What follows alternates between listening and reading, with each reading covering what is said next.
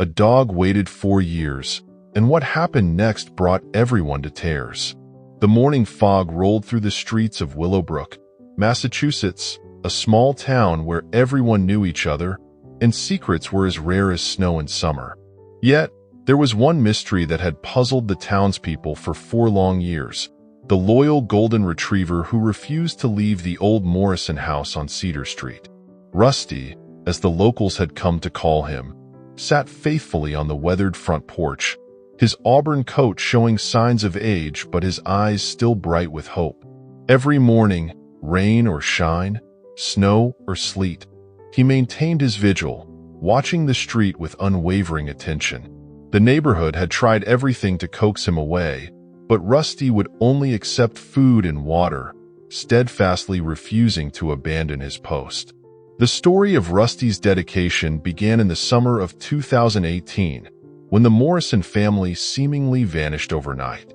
Their sudden disappearance had sparked numerous rumors throughout Willowbrook, but none of the speculation ever led to answers.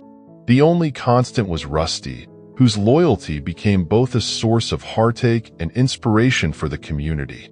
Lucy Henderson, a 12-year-old girl who had recently moved to Willowbrook with her British-born mother, Sarah, was about to change everything. Unlike the other residents who had grown accustomed to Rusty's presence, Lucy saw something in his eyes that spoke to her soul. Perhaps it was because she too knew what it meant to wait for something that seemed forever out of reach. "Mom," Lucy called out one September morning, her backpack slung over one shoulder as she peered through their kitchen window at the dog across the street. "Why doesn't anyone take him in? He looks so lonely." Sarah Henderson, a veterinarian who had relocated her practice from London to Willowbrook following her divorce, glanced up from her morning coffee. "It's not that simple, love. Many have tried, but he won't leave that porch. Mrs. Peterson from the bakery feeds him daily, and Dr. Martinez checks on him regularly. He's well cared for, just determined to stay." Lucy frowned, her freckled nose wrinkling in thought. But there must be a reason. Dogs don't just wait for nothing. That afternoon, instead of taking her usual route home from Willowbrook Middle School, Lucy crossed the street to the old Morrison house. The Victorian-style home had once been beautiful, with its intricate woodwork and wraparound porch, but 4 years of minimal maintenance had left it looking tired and forlorn. Rusty lifted his head as Lucy approached, his tail giving a tentative wag. Unlike the many others who had tried to rescue him, Lucy didn't immediately try to coax him away. Instead, she sat on the bottom step of the porch, pulled out her homework, and began to read aloud from her English assignment. "To Kill a Mockingbird, Chapter 1, she began, her British accent softened by 2 years in America. "When he was nearly 13, my brother Jim got his arm badly broken at the elbow." Rusty's ears perked up at the sound of her voice, and for the first time in years, he moved from his usual spot to lie down closer to where Lucy sat. It was a small gesture, but to those watching from their windows, it felt like witnessing a miracle. Day after day, Lucy returned to the porch. Sometimes she read her homework, other times she simply talked about her day. Rusty began to look forward to her visits, his tail wagging more enthusiastically when she appeared, though he never strayed far from the house. As autumn painted the trees in brilliant shades of red and gold, Lucy started asking questions around town about the Morrisons. Most people knew only the basics. James Morrison had worked at the local bank, his wife Ellen had been a teacher at the elementary school, and they had 2 children, Emma and Michael, who were teenagers when the family disappeared. It was during one of these conversations that Lucy met Harold Fitzgerald, the town's retired librarian who now spent his days documenting Willowbrook's history. "You know," he said, adjusting his thick-rimmed glasses, "I always thought it strange how they left their subscription to the local paper running. The papers just piled up until we canceled it." This detail sparked something in Lucy's mind. "Mr. Fitzgerald, do you remember when exactly they disappeared?" The old librarian scratched his chin. "Must have been July 15th, 2018. I remember because it was the day after the summer festival. Armed with this information, Lucy convinced her mother to help her dig deeper. Sarah, who had seen how her daughter's dedication to Rusty had helped her overcome her own struggles with their move, agreed to assist. Together, they began searching through online news archives from that period. It took weeks of searching, but finally, on a rainy Saturday afternoon, Lucy's persistence paid off. She found a small article in a newspaper from a town nearly 200 miles away, dated July 16, 2018. For injured in late-night highway collision, a family of 4 from Massachusetts was involved in a serious accident on Interstate 95 late last night. The Morrisons were transported to Memorial Hospital in critical condition. Their vehicle was struck by a drunk driver while returning from a vacation in Maine. Lucy's heart raced as she read the article. Mom, look at this." Sarah leaned over her daughter's shoulder, her eyes widening as she scanned the text. "This could be them, Lucy. But why didn't anyone here know about it?" The answer came through more digging. The Morrisons had been traveling under difficult circumstances. James had just lost his job at the bank but hadn't told anyone in town, too proud to admit their financial struggles. They had been on their way back from investigating a potential job opportunity when the accident occurred. The entire family had survived, but their recovery had been long and complicated. James had suffered a traumatic brain injury, Ellen had needed multiple surgeries, and both children had spent months in physical therapy. Unable to return to their home and overwhelmed by medical bills, they had eventually relocated to stay with Ellen's sister in Vermont, their departure from Willowbrook marked by silence born of shame and circumstance. And through it all, Rusty had waited.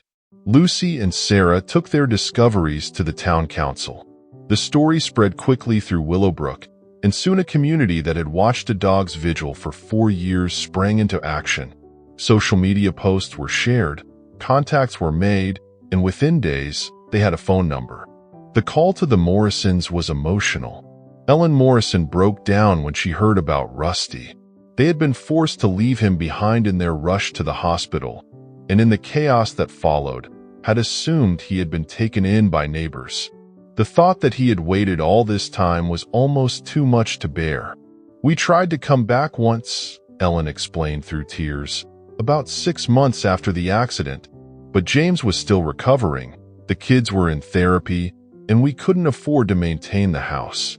We hoped Rusty had found a new home." The reunion was arranged for a Saturday morning in October. The entire town seemed to hold its breath as a car with Vermont plates pulled into the driveway of the old Morrison house. Rusty, who had been dozing in his usual spot, lifted his head at the sound of the engine. James Morrison stepped out first, moving slower than he used to, supported by a cane. Ellen followed, her once dark hair now streaked with gray. Emma and Michael, no longer teenagers but young adults, emerged last, their faces a mixture of guilt and hope. For a moment, Rusty didn't move. He stared at the family, his tail still, his body rigid. Then Ellen called out, her voice breaking, "Rusty? Baby, is that you?" The dog's reaction was instantaneous. With a joy that seemed to erase 4 years of waiting, Rusty bounded down the porch steps, his entire body wiggling with happiness as he ran to his family. He jumped up to lick their faces, whining and barking, his tail wagging so hard it seemed it might fall off. There wasn't a dry eye on Cedar Street as the Morrisons knelt in their old driveway, hugging their dog and each other. Lucy watched from her front porch, tears streaming down her face as Sarah held her close. The story didn't end there. The town of Willowbrook, moved by Rusty's loyalty and the Morrison struggles, rallied together. A fundraiser was organized to help the family with their remaining medical bills. The local real estate agent, touched by the story, worked to sell the Morrisons' house at a fair price, giving them closure they hadn't known they needed. The Morrisons couldn't move back to Willowbrook. They had built a new life in Vermont. but they made arrangements to visit regularly. More importantly, this time they took Rusty with them. The dog who had waited 4 years finally had his family back. Lucy's role in solving the mystery changed her too. She started a junior pet detective club at her school, helping to reunite lost pets with their owners. The local animal shelter named her their youngest volunteer coordinator, and she spent her weekends helping other animals find their forever homes. Sarah Henderson's veterinary practice became known as a place where hope lived. She started a program to provide medical care for pets whose owners had fallen on hard times, ensuring that no family would have to choose between medical bills and keeping their beloved animals. The town of Willowbrook was transformed by Rusty's story. The local council established an annual Loyal Hearts Day to celebrate the bond between pets and their owners. The event raised money for animal welfare causes and became known throughout the state, drawing visitors who wanted to see the town where a dog's loyalty had touched so many hearts. Every few months, the Morrisons would return to Willowbrook with Rusty, who would prance around town as if showing off his family to everyone who had cared for him during his long wait. He especially loved visiting Lucy, who always had a special treat and a new book to read to him. The story of Rusty's devotion spread far beyond Willowbrook's borders. National news outlets picked up the tale, and soon people around the country were sharing it as an example of the extraordinary bonds between humans and animals. Animal shelters reported increased adoption rates as people were reminded of the incredible capacity for love that dogs possess. Emma Morrison, inspired by her family's experience, went on to study veterinary medicine, wanting to help other animals and their families. Michael became an advocate for stricter drunk driving laws, turning their family's tragedy into a force for positive change. Years later, Lucy would often reflect on the dog who had changed so many lives. Rusty's story had taught her that loyalty and love could overcome any obstacle, that hope was worth holding on to, and that sometimes the happy endings we dream of are just waiting to be discovered. In the end, Rusty's 4-year wait became more than just a tale of devotion. It became a reminder that in a world that often seems too busy to care, the simplest acts of love can create ripples that touch countless lives. His legacy lived on in every wagging tail at the Willowbrook Animal Shelter, in every reunion between lost pets and their owners, and in the hearts of all who knew that sometimes the most extraordinary stories are the ones written in paw prints and patience. The old Morrison house still stands on Cedar Street, and though its porch is empty now, locals swear that on quiet mornings, they can still feel the presence of the loyal dog who never gave up on his family. And in Lucy's backyard, a new generation of rescue dogs plays freely, each one a testament to the lesson Rusty taught them all, that love, in its purest form, is always worth the wait. Years later, when Lucy went to college to study veterinary medicine like her mother, she wrote her application essay about Rusty. "Some people say animals can't feel complex emotions," she wrote, "but I know better. I once saw a dog hold onto hope for 4 years, teaching an entire town about the power of unconditional love. He showed us that sometimes the greatest acts of courage aren't dramatic rescues or daring feats, but simply believing in love enough to wait for it to find its way home."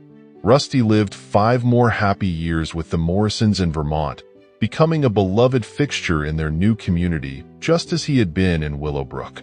When he finally passed away, peacefully in his sleep at the age of 13, the Morrisons buried him in a sunny spot in their garden, beneath a maple tree they'd planted when they first moved in. The headstone, a simple granite marker, reads, "Here lies Rusty Morrison, who taught us that love is worth the wait. Beloved friend, faithful companion, and inspiration to all who knew him." But Rusty's legacy lives on in more than just memories.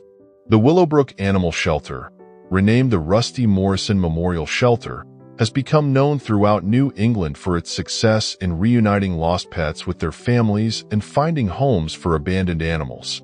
Every year, on the anniversary of Rusty's reunion with the Morrisons, the shelter waives all adoption fees, and without fail, every available animal finds a home.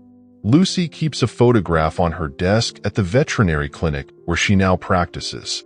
It shows her 12-year-old self sitting on the old Morrison house porch, reading to a golden retriever whose eyes shine with intelligence and hope. Below it, in her mother's handwriting, is a simple quote: "Patience is not just waiting. Patience is believing love will come." And in Willowbrook, whenever someone remarks on the number of dogs in town, how well behaved they are, how deeply loved, the old-timers smile and say, "Well, you know, we learned from the best." Because in this little corner of Massachusetts, every dog is treated as if they might be someone's Rusty, capable of extraordinary loyalty, worthy of extraordinary love. The end of Rusty's story became the beginning of countless others, each one a testament to the simple truth he taught: that love, no matter how long delayed, no matter how far it strays, always finds its way home.